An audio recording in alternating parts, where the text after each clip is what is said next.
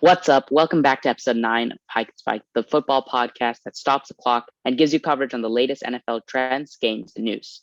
This episode will cover the Super Bowl, which just happened a few days ago. First, before we get to the actual Super Bowl, we're going to do our trivia segment, and Rohan, take it away. As you all know, we have our trivia segment where one of us asks the other two questions. And in this episode, I'm going to be the host. So, as of right now are me with the 100, Andy with 90, and Aki with 80. But as I just said, I am the host for this episode, so I will not be able to gain any more points. So let's see if Andy or Aki can potentially catch up to me or even take a lead on me. But anyways, let's get started. The first question is, who led the NFL in completion percentage in 2016? A. Sam Bradford, B. Kirk Cousins, C. Tony Romo, or D. Matt Ryan? Andy with the first answer. Yeah, that's definitely tough. My knowledge of 2016 isn't great, but I know Kirk Cousins has always just been like consistently pretty good, so I just guessed him. Unfortunately, that is incorrect. He actually led the league in completion percentage in 2015, if I recall correctly. But now we go to Aki's answer. I don't think it's Tony Romo because he's, I don't know, he wasn't that good of a accuracy in terms of quarterback. So it's between Bradford and Ryan. I don't think Bradford was good. He was probably near the end of his starter time in 2016, so he was probably falling off by then. And Matt Ryan, I think this might have been the season he went to the Super Bowl. So yeah, I'm gonna go with Matt Ryan. Yeah, I believe that was the year he went to the Super Bowl, but is incorrect. Believe it or not, Sam Bradford, who is probably out of the league by now, led the NFL in completion percentage in 2016. Now let's go to the second question. We had the Pro Bowl last week, so I'll make the next few questions related to the Pro Bowl. Which of the following players did not make the Pro Bowl this year? A. A.J. Brown, B. Chase Young, C. Kyler Murray, or D. Devin White? Andy with the first answer. I'm pretty confident here. Like as soon as you said the first three, I knew it was D because all the first three made the Pro Bowl. So my answer is Devin White.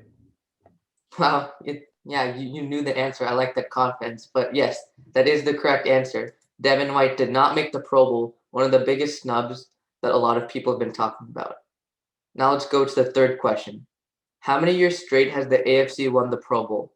A, 1, B, 2, C, 3, or D, 4?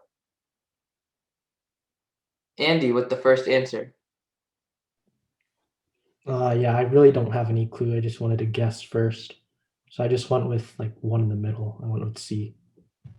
I like that logic with guessing C, but unfortunately it is incorrect. Let's go to Aki's answer now. That was gonna be my guess. So I'm glad that I waited. So obviously, because it's times in a row, I'm assuming it's not one. And I feel like you wouldn't be asking this question if it was just two, because that seems relatively common. So I'm gonna go with 4. Yeah, I like that logic there. I know none of you actually knew the answer because it's a sketchy question, but using your process of elimination, you did get the right answer, Aki. You're now up to 90 points. Andy is tied with me at 100. So hopefully you guys don't get any more questions right. No offense, no hard feelings, but it's for my own good. Let's go to the fourth question. Which of the following players has made the most Pro Bowls? A. Tony Gonzalez, B. Drew Brees, C. Ray Lewis, or D. Larry Fitzgerald? Andy, once again, with the first answer. This one's definitely tough. I know they've all made it probably like 10 plus times, but I know Ray Lewis was pretty much like uncontested the best linebacker in the league for a while, so I just guessed him. Ray Lewis did have many Pro Bowls. He had over 10 Pro Bowls, if I recall correctly, and as you correctly said, but it is not the correct answer. There is a player with more Pro Bowls than him. Now we go to Aki's answer. Right. So that's interesting. I would have thought it would be Ray Lewis also, but I waited again.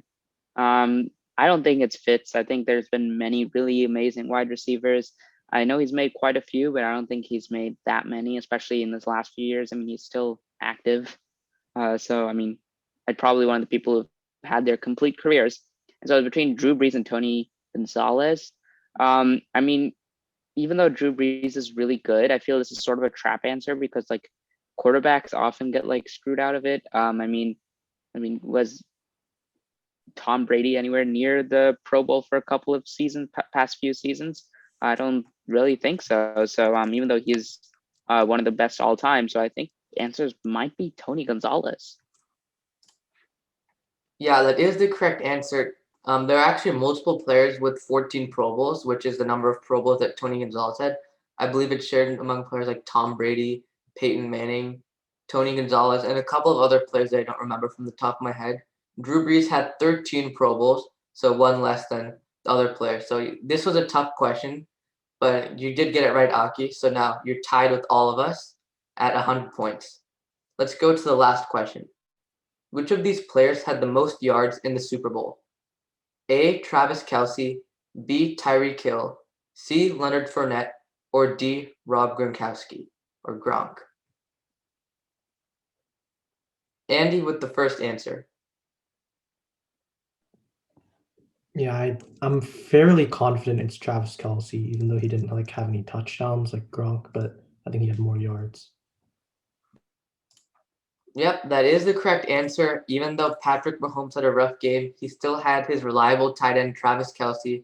He did drop a couple of balls, but he still hauled in 10 receptions for 133 yards, whereas the receiving leader on the Buccaneers was Rob Gronkowski, Gronk, with only 67 receiving yards. So you are up to 110 points. You've taken a lead on both Aki and me. And the next trivia in the next episode will have a huge factor on who is the one that has to do the forfeit. All right, yeah, thanks for that trivia, Rohan. I'm definitely excited that I have more than Aki because I know Aki can't get any points next week, so that means that I'm guaranteed to be safe from the forfeit. But now we have the main segment, which is what I'm sure you're all waiting for, where we talk about the Super Bowl that just happened yesterday. So, Rohan, go ahead. So I'm going to kick it off with our Super Bowl main segment. And just to give you an overview of what we're going to talk about, I'm first going to talk about with just a basic overview of what happened during the game. Andy's going to talk about what went wrong for the Kansas City Chiefs. Spoiler alert, in case you didn't already know that they lost. And Aki's going to talk about the implications of the Super Bowl and what's going to happen to the two teams that played. So starting off with an overview of what happened in the game. The game in the first quarter started with 2 3-and-outs for both teams. Then the Chiefs were able to score a field goal, giving them a 3-0 lead. And then the Bucs scored a touchdown in response, and the score was 7-3 by the end of the first quarter. But then in the second quarter, things started to change for the worse for the Chiefs. First of all, the Chiefs actually did get a goal line stand when the Bucs were at the 1-yard line, and they got the ball back, but that just turned into another 3-and-out. And the Bucs were able to score a touchdown in response. And after that, the Chiefs scored a field goal. So at this point, the score was 14-6 in favor of the Buccaneers. But then it was like 10 seconds left in the fourth quarter. The Chiefs gave up a major penalty that brought the Bucs in the red zone range. And Tom Brady threw a touchdown to AB with 10 seconds left in the second quarter, which gave the Bucs the edge 21-6 going into the third quarter. And then after that, the weekend's halftime performance show happened. I personally liked it a lot. I know some people weren't the biggest fan considering he spent $7 million of his own money on it, but I thought it was pretty cool. The songs were pretty nice in my opinion. It was a little bit quiet though. And just to talk about what happened in the third quarter, the Chiefs scored another field goal, so the score is 21-9 now.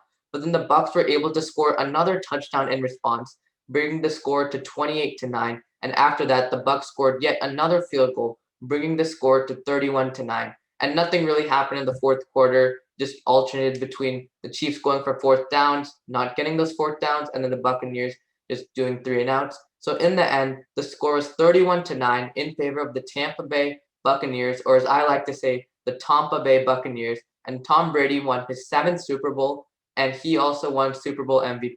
So it was a great game to watch, even though the Chiefs didn't do that well. It was a great effort from both teams. Yeah, it's really just incredible what Tom Brady has done over his career. Interesting fact, though, the only teams to ever beat Tom Brady in the Super Bowl are from the NFC East, or the worst division in the NFL. So I guess that's at least one thing that we have going for us. But yeah, now I'm going to talk about some of the problems that the Chiefs had during the games, and we'll start with the defensive side of the ball. Really, the main issue for them was penalties. In the first half, they actually had 8 penalties, which was quite ridiculous, including one massive pass interference call led to uh, led to that touchdown near the end of the half. And this was actually a problem that the Chiefs have had throughout the season. They actually are the fourth highest in penalties per game this year, with with between 6 and 7 penalties per game. So this is an issue that they've been having. They're just really undisciplined on the defensive side of the ball. Pretty young team, so that was definitely a problem for them. So, what do you guys think about that? Yeah, I think that it's definitely an area of improvement. I think they have definitely standout names. They have really good players who can show up when they need to. I mean, it isn't a bad defensive unit by any means. I mean, just look what they did to the Bills last a couple weeks ago. I mean, like the Bills were an insane offense, but they were pretty much quieted down for the most part. So I think it's an off day. They need to work more on being a cohesive unit and being more in sync. I think this penalty thing can be worked on, and I think it's just practice. I think Andy Reid and the coaching staff will just need to drill that into them. I agree with everything that you guys have said.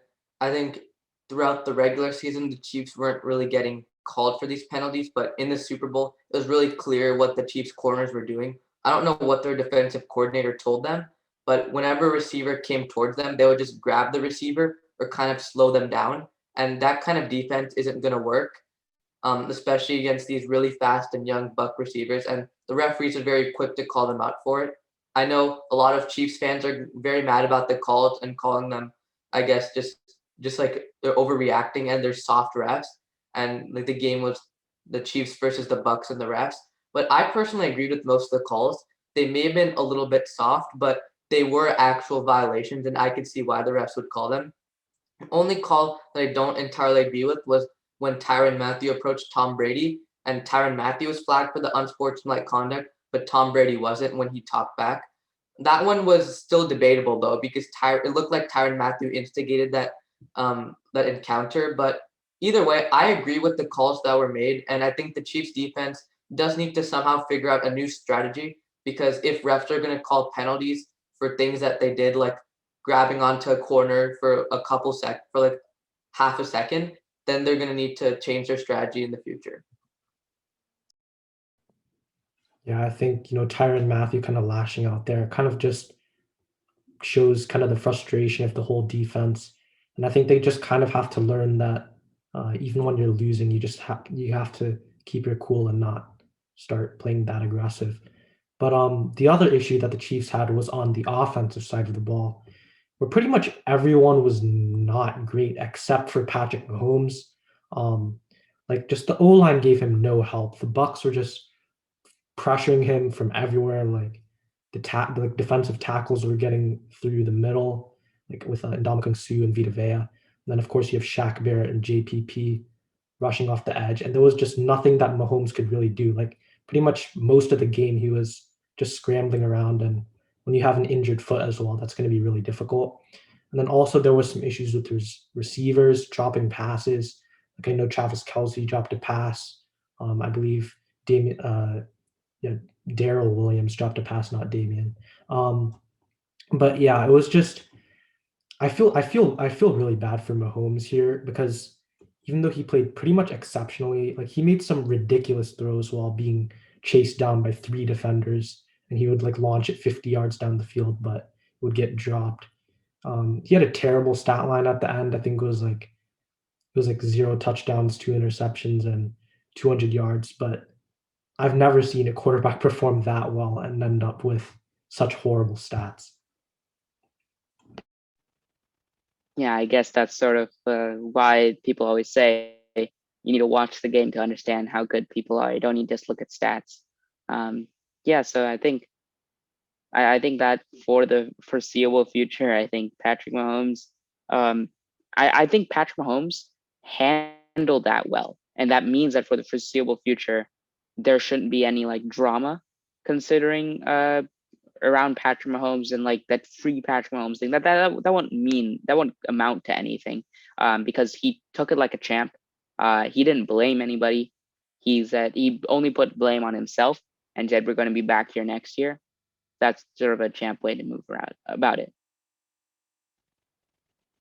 I agree with what both of you said. I know this is an off game for the Chiefs, but if you look how they've performed for the rest of the season, they really played well with their offensive line. And it was just this one game, which happened to be the most important game, that their offensive linemen were out. And it was one of the first times during the season where they didn't have their all pro, Pro Bowl offensive linemen. And making that adjustment before a game like the Super Bowl can be very difficult.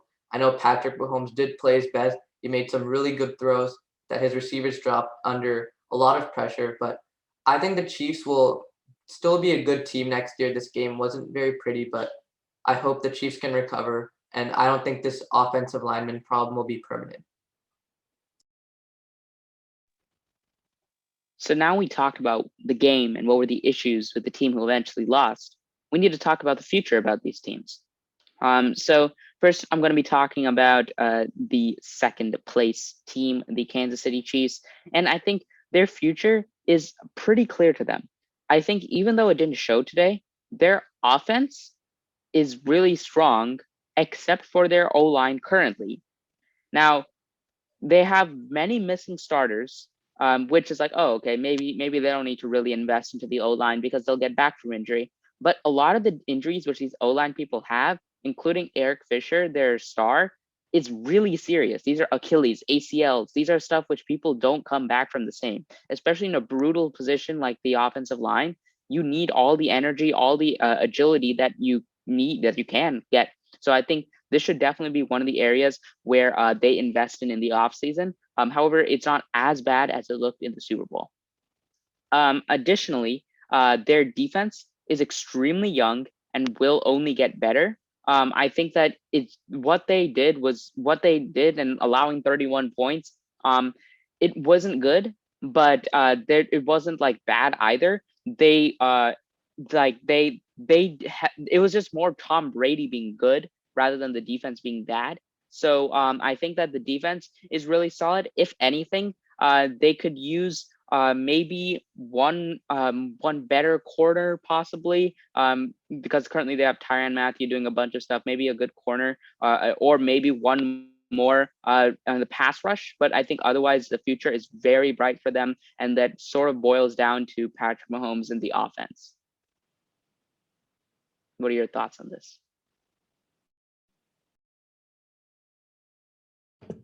Yeah, I completely agree. I think there's not, and there's no reason to like panic and say we need to like completely, change the team or anything. I just think the main thing that needs to happen is that the defense needs to settle down. They need to develop into kind of that like juggernaut defense that can always be in control of the situation, never get too many penalties, never get too frustrated, just always be calm. And I think that will be pretty much their solution because the offense is obviously really solid and there's not any changes that really need to be made there. I agree with both of you. Even though the Chiefs didn't play well, they have a lot of young players that are still under contract for a long time. Tyreek Hill, Patrick Mahomes, Clyde Edwards-Helaire, and Chris Jones, and a couple of other players that are very key to the Kansas City Chiefs. Still get it key because their logo kind of looks like a key, whatever. But they're they're all under contract for at least the next 2 seasons, which is a good sign because it shows that the Chiefs have another run at a Super Bowl. The one thing that is of concern is that Tyrann Mathieu's contract will end after next season. But I think through the draft and through offseason moves, you could get him back, or you can just replace him with another player. He's not as replaceable, but you can still find a decent replacement for him. So given that the Chiefs have so many young players that still have their contracts going, I think they can make a couple more Super Bowl runs, and they just need to stay where they're at. They don't need to make any major offseason moves. So yeah, I think the Chiefs are good. Yeah, so now we move to the team who won, which in my opinion probably has the worst future, the Tampa Bay Buccaneers. So what they did right now, I think many people will look back on the season as one of the Tom Brady's like last dance sort of thing. Even though he is coming back, I don't think that the Bucs will be nearly this good next year. As for a couple of reasons. One, a lot of their pieces, especially on the offensive end, were basically like waiver wire pickups. And like they like Fournette, Brady, and Gronk literally all came this year and all are very weird players at times. They're very inconsistent, especially like Fournette and Gronk. Even Brady to an extent now. But Fournette and Gronk are very inconsistent players, and they'll only get more inconsistent as especially next year. I think Tom Brady probably will end with 7. I think this defense is where this team's future lies, with amazing pieces like Devin White, Jason Pierre-Paul, and a couple of others. I know a couple of the players. I don't know have specific names, but I know a couple of those key defensive pieces are due for new contracts coming up. So they need to see how the money will be doled out to them. I think this is a good team for the future. I don't know if this is a Super Bowl team. In order to become a Super Bowl team, they need to probably invest a little bit more into the into the offense in order to ensure that after Gronk and Brady are gone, they will still have a serviceable offense and not turn back to the Jameis Winston days. Yeah, I agree. Another important thing though is that like a ton of their offense is in free agency, like Gronk, Chris Godwin, Leonard Fournette, and I believe Mike Evans as well are all free agents going into the 2021 NFL season. So that's going to be something very interesting to keep track of. Bruce Arians said he's confident that he can keep all of them. I would be too, considering you want a Super Bowl. Players are probably going to want to stay around. But yeah, I just think that in the long run, they need to focus on the offense because their offense is just pretty old at this point. I think they have maybe 1 or 2 more Super Bowl runs potentially in them over the next few years, but after that, they'll need to start rebuilding. I agree with what you said about the offense completely, Andy. But and like when I talk right now, I'm going to try to highlight a little bit more of the defense, the defensive offseason things that are going to happen. So I agree with what Aki said about the defense. But one other thing to note is that there are a lot of defensive free agents after this year as well. Shaq Barrett, one of their leading edge rushers, Levante David, one of their coverage linebackers, and Ndamukong Suh, who another defensive tackle, are all going to be free agents. There are a couple of other free agents on defense, obviously, but these are the 3 most important players that the Bucs need. The Bucs have a limited cap space, but they have around $40 million, which is plenty considering they can also drop some players and like they just won a Super Bowl. So I think players would want to return. And I think with that many players to re-sign in free agency, and given that they're all so old, it's a very precarious situation, and the Bucs really have a choice of whether or not they want to save that cap space and sign some new younger players, or if they want to like, stay where they're at right now and just go back for another Super Bowl run. Their draft picks aren't that great, so I don't see them doing anything too special. They have a 31st pick and some other picks on days 2 and 3, but I think the Bucs will probably try to re-sign these players and, like Andy said, go for another 1 or 2 Super Bowl runs, while all their, I guess, like young 30 players, their early 30 players are still in their playable years. But the Bucs need to consider investing in their future in at least 5 years because they're not going to have that much juice left in them after Tom Brady leaves. All right, that wraps it up for this episode of Hike and Spike. Let us know what you think about the futures of both of these teams. This is the Benchwarmers signing off. See ya.